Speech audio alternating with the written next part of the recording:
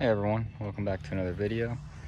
Today I wanted to go over something that I see pretty often on anything with independent suspension, and that is you're getting a really bad popping noise.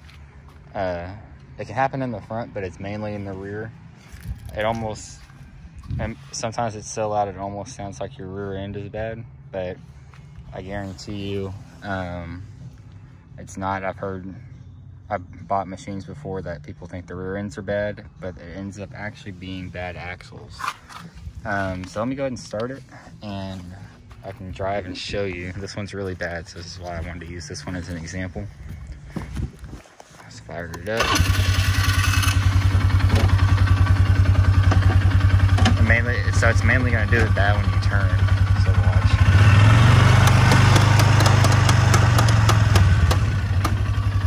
Pretty bad. Go forward. So whenever you're going straight, it won't do it quite as much. So that's kind of a good way to tell if it's your axles. So I get this a lot on Rangers, and then these Sportsmans are pretty bad about it too. I'm not really sure about the RZRs, but the Polaris are really bad about this. I replace more axles on Polaris machines more than any other machine I've worked on. This one's a 2014. This one has about 5,000 miles, so it's kind of overdue for it actually. It also needs wheel bearings really bad.